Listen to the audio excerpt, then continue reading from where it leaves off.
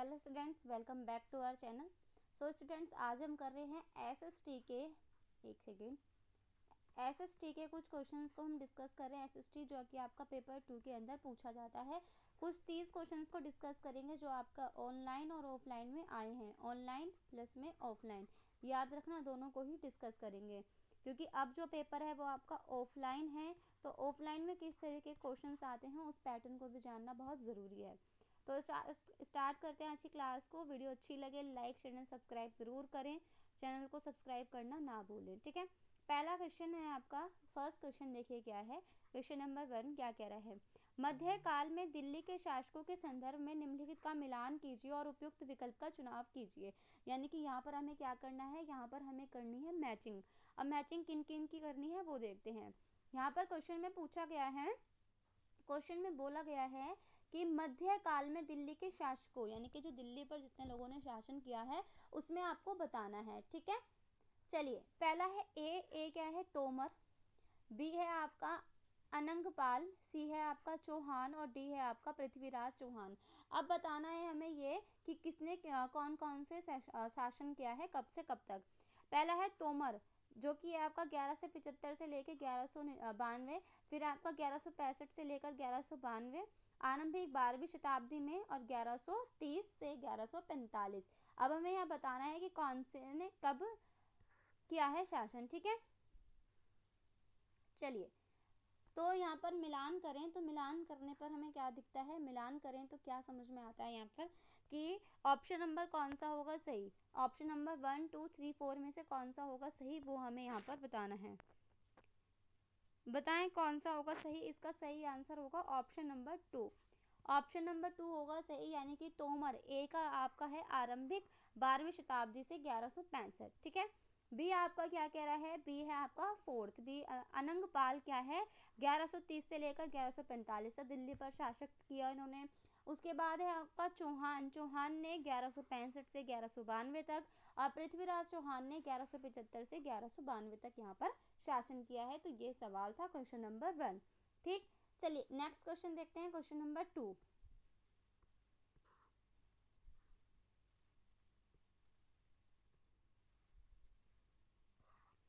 Question number 2 देखिए क्या कह रहा है। क्वेश्चन नंबर 2 में है, प्राचीन तमिलनाडु में डैश की बस्तियों को उर कहते थे। यानी कि प्राचीन तमिलनाडु, पहले पुराने टाइम में, प्राचीन टाइम में तमिलनाडु में डैश की बस्तियों को, यानी कि जो कुछ बस्तियां हैं, जो बस्तियां होती हैं, यानी कि रहने के जो घर होते हैं, उसमें उर किसे कहते थे, किन्हें कहते थे।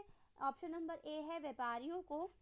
दूसरा कह रहा है कुलीन अभिजातों को, खेतीहर यानी कि किसानों को, या शिल्पकारों को। उर प्राचीन टाइम में तमिलनाडु में उर किसे कहते थे, ये क्वेश्चन है आपका पेपर 2 में एसएसटी में पूछा गया है।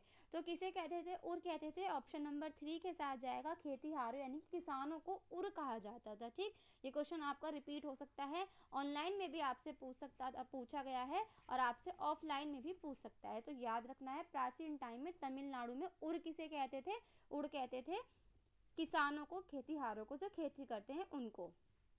सवाल नंबर 3, नेक्स्ट क्वेश्चन क्या है। नेक्स्ट में भी हमें क्या करना है, मैचिंग करनी है। मैचिंग किन किन के बीच में करनी है वो देखते हैं। यहाँ पर मैचिंग करनी है, यहाँ पर आपको क्वेश्चन नंबर 3 में हमें मैचिंग करनी है। मुगल साम्राज्य के पतन के संदर्भ में निम्नलिखित का मिलान करना है।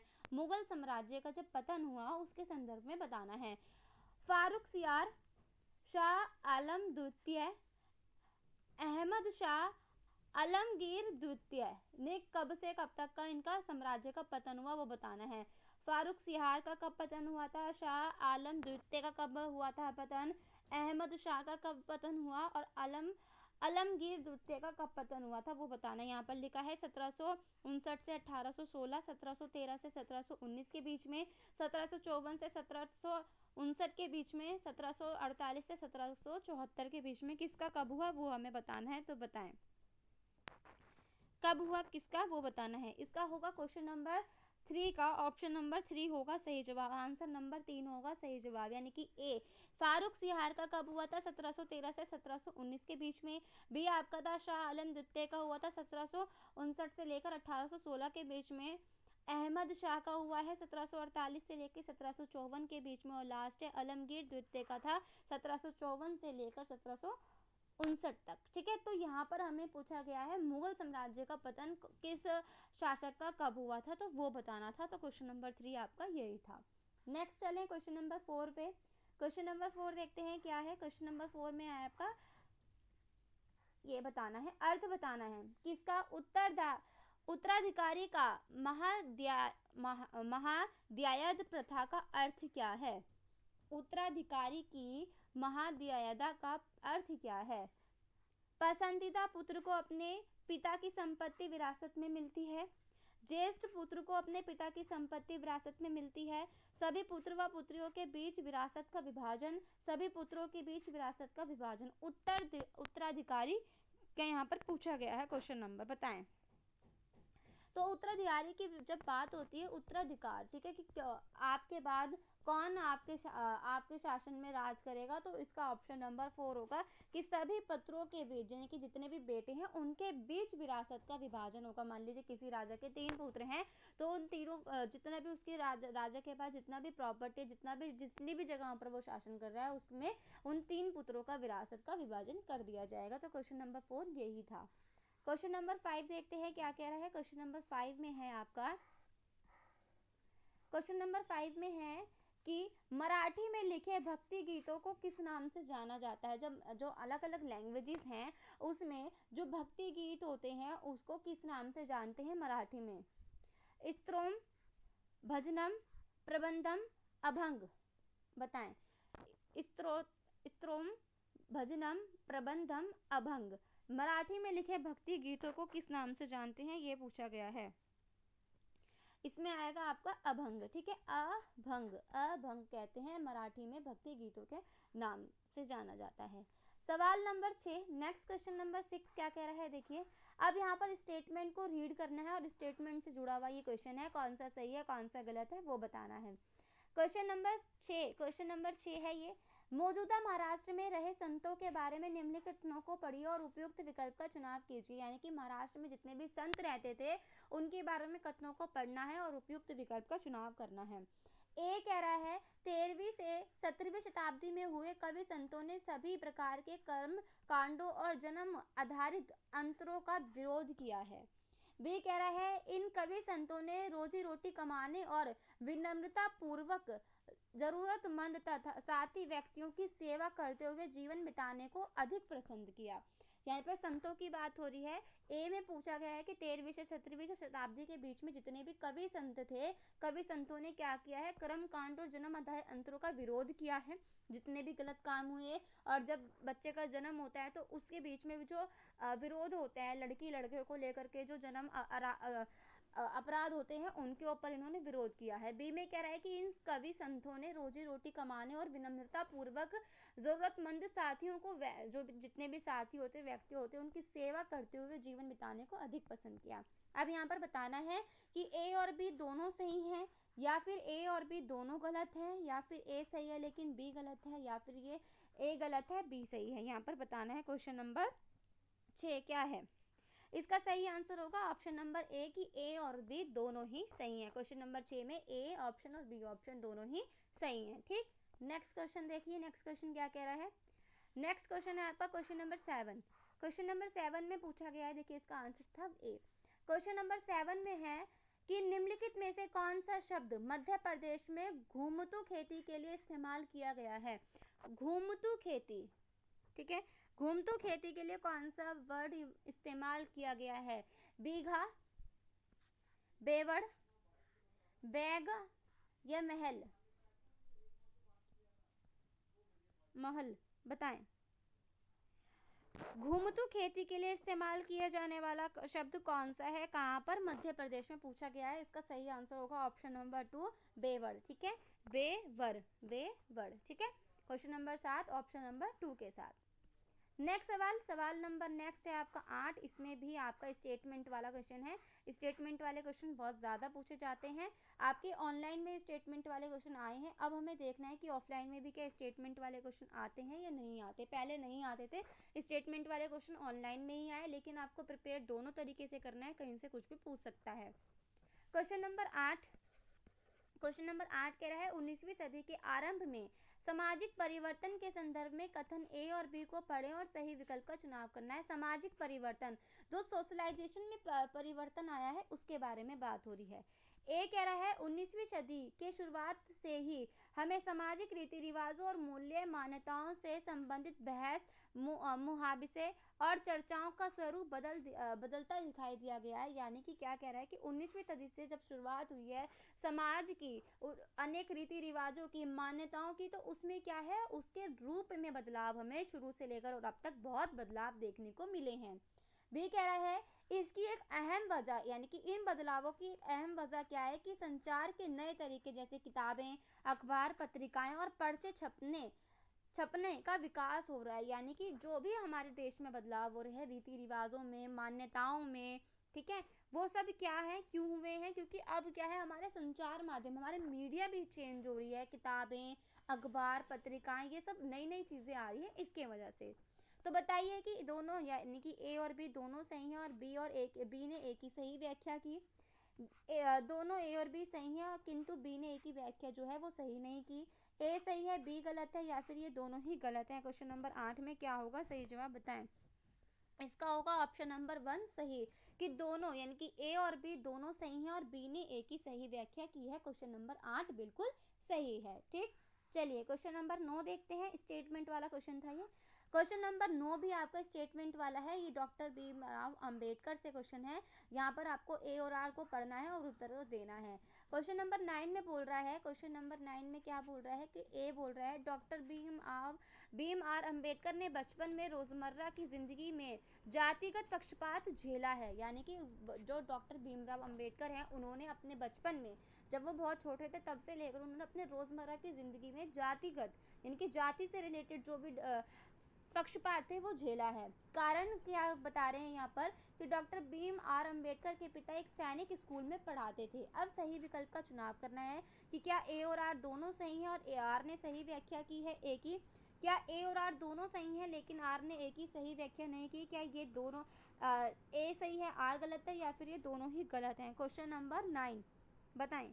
क्वेश्चन नंबर 9 में है ऑप्शन नंबर 2 कि ए तो सही है लेकिन आर ने ए की सही व्याख्या नहीं की। ए सही है कि भीमराव अंबेडकर ने अपने रोजमर्रा की जिंदगी में, जब वो बहुत छोटे थे तब से उन्होंने जातिगत पक्षपात झेला, लेकिन ये सही नहीं है कि उनके पिता एक सैनिक स्कूल में पढ़ाते थे इस वजह से। ठीक, क्वेश्चन नंबर 9 ऑप्शन नंबर 2 के साथ जाएगा। नेक्स्ट क्वेश्चन नंबर क्या है, क्वेश्चन नंबर है 10। ये भी स्टेटमेंट वाला क्वेश्चन है। क्वेश्चन नंबर 10 भी स्टेटमेंट वाला क्वेश्चन है। क्या कह रहा है, ए और आर को पढ़िए और उपयुक्त विकल्प का चयन कीजिए। कथन क्या है, ईवी रामास्वामी ने भूतपूर्व मद्रास प्रेसिडेंस में स्वाभिमान आंदोलन शुरू किया। कारण क्या है, उन्होंने ऐसा लोगों को समाज में जातिगत भेदभाव के खिलाफ संघर्ष कराने के लिए किया था। कह रहा है कि ईवी राजास्वामी ने भूतपूर्व मद्रास प्रेसिडेंस में अपने स्वाभिमान के लिए आंदोलन शुरू किया था।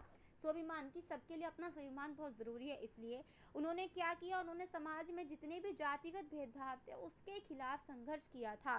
तो अब बताइए यहाँ पर कि ए और आर दोनों सही हैं और आर ने ए की सही व्याख्या की है क्या ए और आर दोनों सही है पर ए की आर ने सही व्याख्या नहीं की, ए सही है आर गलत है, या फिर ये दोनों ही गलत हैं। क्वेश्चन नंबर 10 का बताएं। ऑप्शन नंबर फर्स्ट हो जाएगा यहाँ पर सही कि ए और आर दोनों सही हैं और ए की आर ने जो है वो व्याख्या बिल्कुल सही की है। ठीक है, क्वेश्चन नंबर 10 बिल्कुल सही है। नेक्स्ट क्वेश्चन नंबर 11 देखते हैं। क्वेश्चन नंबर 11 क्या कह रहा है, क्वेश्चन नंबर 11 है किसने जिन्ना के दो राष्ट्र सिद्धांत का विरोध किया था। टू नेशन थ्योरी जिन्ना की जो टू नेशन थ्योरी थी, यानी कि दो राष्ट्र सिद्धांत की जो थ्योरी थी, जिन्ना की दो राष्ट्र सिद्धांत का विरोध किसने किया।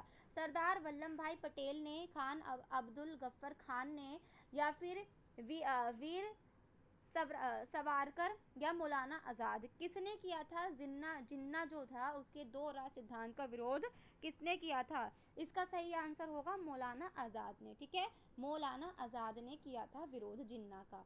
नेक्स्ट सवाल क्वेश्चन नंबर 12। क्वेश्चन नंबर 12 में यहाँ पर है कथनों पर विचार करना है। ठीक है, क्वेश्चन नंबर 11 है कथनों पर विचार करना है।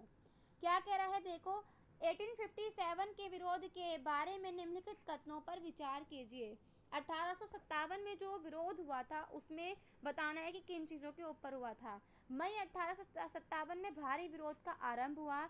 यह उपनिवेशवाद के विरोध सबसे बड़ा अप्रतिरोधी आंदोलन था। इसमें सिपाहियों और जनसाधारण ने बड़ी संख्या में भाग लिया था।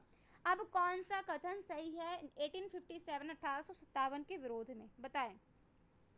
इसका सही आंसर होगा केवल दो सही है कि यह औपनिवेशवाद के विरोध सबसे बड़ा अप्रतिरोधी आंदोलन था। ठीक है, क्वेश्चन नंबर 12 1857 के विरोध के बारे में था। इसका केवल और केवल ऑप्शन नंबर 2 सही है यहाँ पर। ठीक, नेक्स्ट क्वेश्चन नंबर 13 देखते हैं। क्वेश्चन नंबर 13 क्या कह रहा है, यहाँ पर भी ए और बी आपको एक स्टेटमेंट दे रखी है, उसमें बताना है। ठीक है, क्वेश्चन नंबर 13 है स्टेटमेंट वाला। यहाँ पर बताना है कि ए और बी कथनों पर सहायक संधि के संदर्भ में विचार कीजिए और सही विकल्प का चुनाव करना है। ए और बी, ये रहा क्वेश्चन नंबर आपका 13। क्वेश्चन नंबर 13 ए कह रहा है भारतीय शासकों को अपनी स्वतंत्र सशस्त्र सेना रखने की अनुमति थी। बी कह रहा है भारतीय शासकों को ईस्ट इंडिया कंपनी को भुगतान करना पड़ता था। अब बताएं क्या ये दोनों सही हैं, क्या ये दोनों गलत हैं? ए सही है, बी गलत है, या ए गलत है, बी सही है? बताएं। क्वेश्चन नंबर 13 का ऑप्शन नंबर होगा 4 कि ए गलत है लेकिन बी सही है। ए गलत है कि भारत के शासकों को अपनी स्वतंत्र सशस्त्र सेना रखने की अनुमति थी, ये गलत है। भारतीय शासकों को ईस्ट इंडिया कंपनी को भुगतान करना पड़ता था, ये सही है। ठीक है, नेक्स्ट क्वेश्चन नंबर 14। यहाँ पर मिलान करना है क्वेश्चन नंबर 14 में। क्वेश्चन नंबर 14 में क्या करना है, मिलान करना है। निम्न युग्मों पर विचार करना है, यूरेनस, नेपच्यून, शनि, मंगल। अब इनमें से बताना है अपने अक्ष पर घूमने का इनका समय क्या है। यूरेनस का ये ग्रह दे दिए, 4 ग्रह दिए हैं, इनके टाइम बताएं, अब इनको मैच करना है। यूरेनस 17 घंटे 14 मिनट, नेपच्यून 16 घंटे 7 मिनट, शनि 25 घंटे 40 मिनट, मंगल 9 घंटे 56 मिनट। उपयुक्त में से कितने युग्म सही हैं, कितने सही हैं बताना है। केवल 1 सही है, या केवल 2 सही है, या केवल 3 सही है, या केवल 4 सही है, बताएं। ऑप्शन नंबर 2 होगा सही कि केवल 2 सही हैं। ठीक है, केवल 2 सही हैं। यहाँ पर कौन से सही है ये नहीं पूछा, केवल 2 सही हैं वो पूछा गया था। ठीक, यानी कि स्टार्टिंग के 2 सही हैं। चलिए नेक्स्ट क्वेश्चन नंबर 15।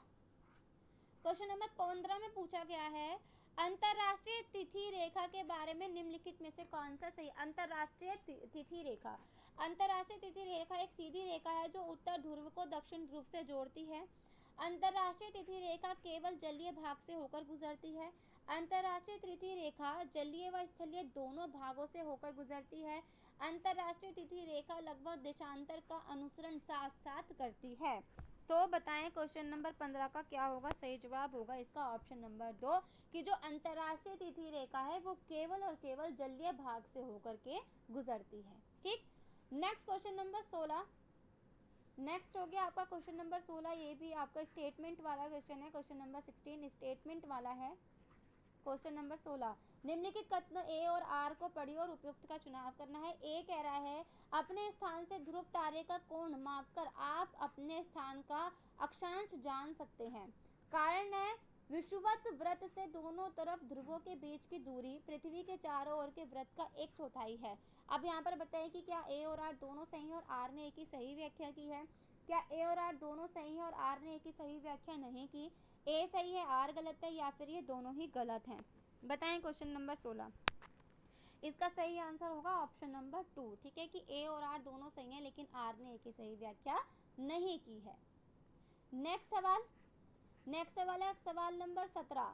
सवाल नंबर है 17, कह रहा है जब हम भारतीय शहर से जापान की राजधानी टोक्यो 130 डिग्री 45 डिग्री पूर्व की यात्रा करते हैं तब हम कितने घंटे अर्जित करेंगे या गवाएंगे। शहर तक पहुंचने के लिए लगने वाला आवश्यक समय को हम नज़रअंदाज कर दें। अगर हम शहर तक पहुंचने वाले जो टाइम होता है उसको नज़रअंदाज कर दें तो भारतीय शहर से जापान की राजधानी जो टोक्यो है वहां तक पहुंचने में कितना टाइम लगेगा।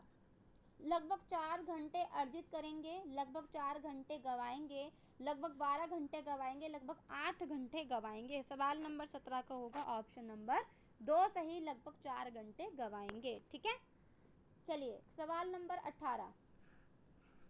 सवाल नंबर 18 में पूछा गया है महासागरीय पर्पटी के मुख्य खनिज हैं। महासागर मिनरल्स बताने ओशियंस के, ठीक है। तो यहाँ पर देखते हैं, नेक्स्ट क्वेश्चन था ये, महासागरीय पर्पटी के मुख्य खनिज हैं मैग्नीशियम, एल्यूमिनियम, सिलिका, निकिल। विकल्प का चुनाव कीजिए। महासागरीय पर्पटी के मुख्य खनिज कौन कौन से हैं ये बताना है। केवल ए, केवल बी और सी, केवल ए और सी, केवल सी और डी। इसका सही आंसर होगा सवाल नंबर 18 का ऑप्शन नंबर 3 कि केवल ए और सी, ठीक है।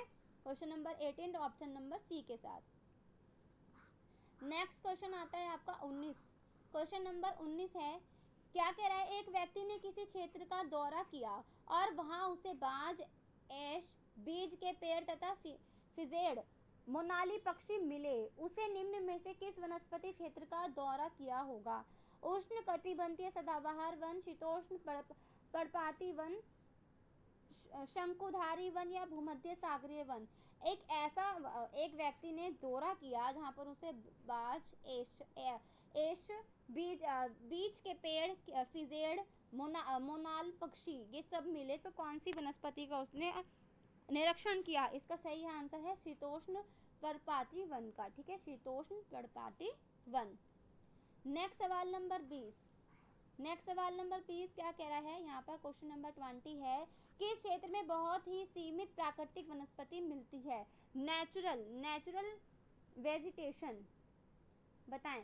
प्राकृतिक वनस्पति कौन से क्षेत्र में सीमित प्राकृतिक वनस्पति मिलती है। शीतोष्ण कटिबंधीय क्षेत्र, इंद्र क्षेत्र, शीत कटिबंधीय क्षेत्र या फिर उष्ण कटिबंधीय क्षेत्र बताएं। Question number 20।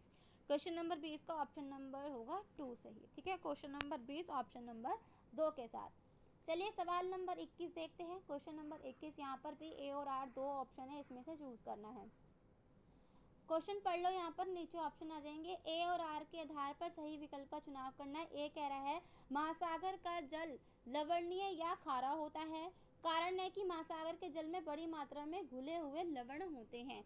ए कह रहा है कि जो महासागर का जल होता है वो लवणीय या फिर खारा होता है। और कारण क्या है कि महासागर के जल में बड़ी मात्रा में घुले हुए लवण मिलते हैं, ठीक है, कण पाए जाते हैं। अब बताएं यहाँ पर कि क्या ए और आर दोनों सही है और आर ने एक ही सही व्याख्या की। क्या ए और आर दोनों सही है और आर ने एक ही सही व्याख्या नहीं की।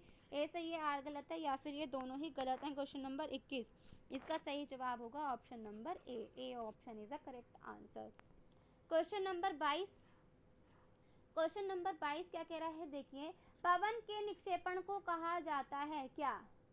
पवन के निक्षेपण को क्या कहते हैं। लॉयस, छत्रक शैल, हिमोड़, स्टैक। क्या कहते हैं पवन के निक्षेपण को। पवन के निक्षेपण को क्या कहते हैं, इसको कहते हैं लॉयस कहते हैं, ठीक है। Next question number 23। Question number 23 देखिए क्या कह रहा है।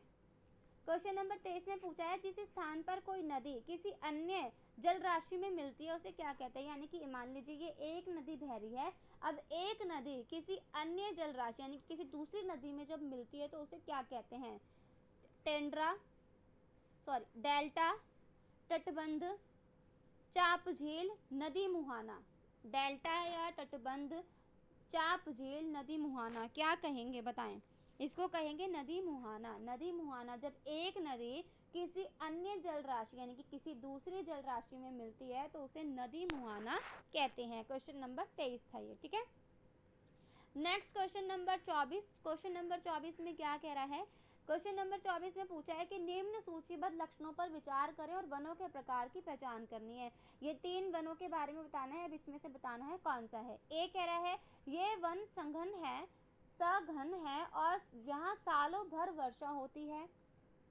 रोजवुड, आबनूस, मोहगानी इस प्रकार के वनों के महत्वपूर्ण वृक्ष हैं। ये वन भूमध्य रेखा और उष्ण कटिबंध के पास पाए जाते हैं। अब इसमें से बताएं क्या होगा सही जवाब।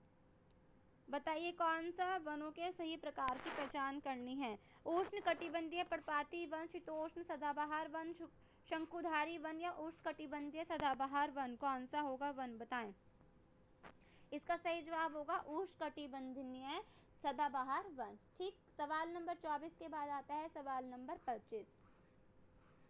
सतत विकास का अर्थ बताना है यहाँ पर, सतत विकास। ठीक है, सतत विकास का अर्थ बताना है, ये क्वेश्चन है।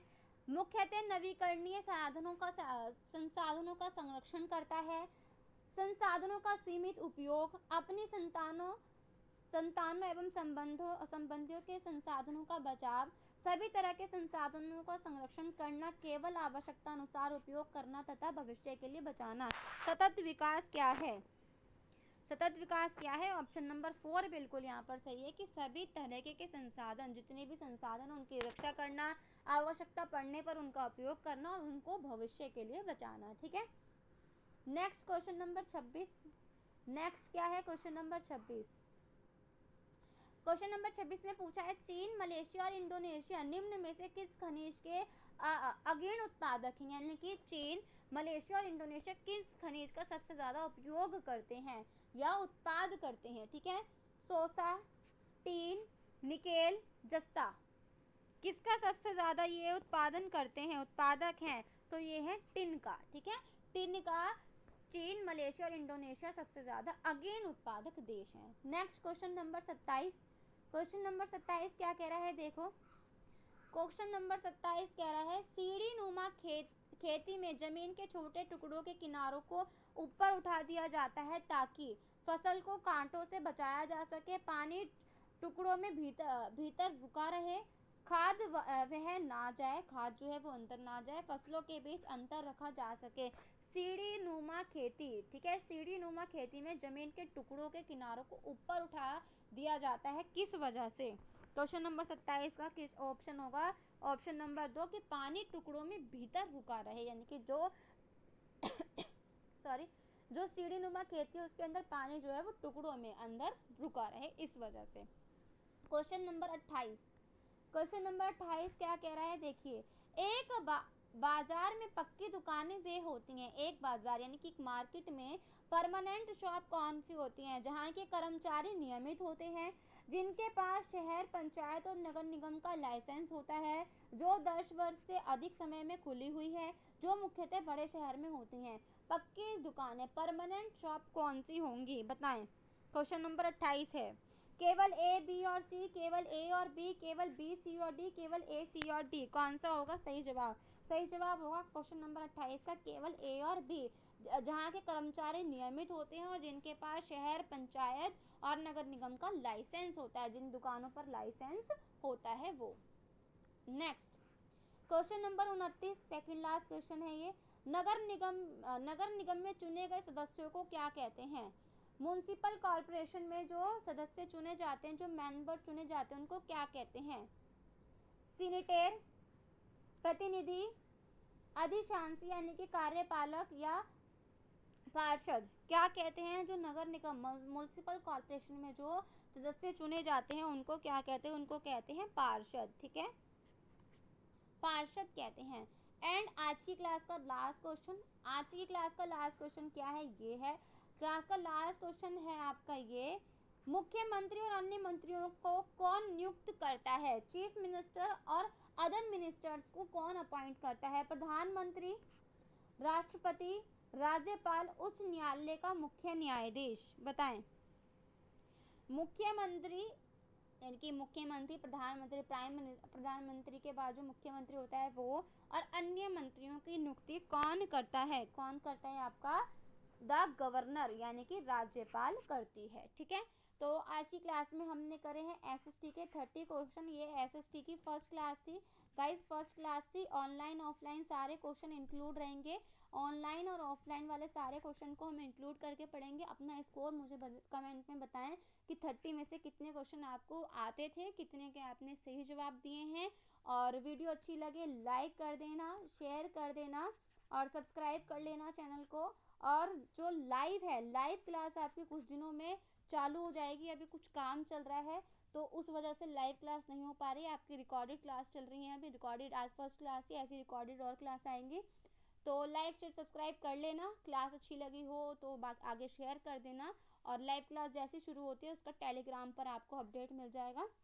जितने बच्चों ने टेलीग्राम नहीं ज्वाइन किया है जिन्होंने टेलीग्राम नहीं ज्वाइन किया है वो धानी गोयल चैनल को ज्वाइन कर ले। एक ही चैनल है, कोई फेक चैनल नहीं है, तो धानी गोयल चैनल को सब्सक्राइब कर ले। वहाँ पर टेलीग्राम पर जो भी नई अपडेट है वो यहीं आ जाएंगी। लाइव क्लास कब से स्टार्ट होंगी वो भी आपको यहीं पता चल जाएगा। तो चलिए नेक्स्ट क्लास में मिलते हैं, तब तक के लिए टेक केयर स्टूडेंट्स।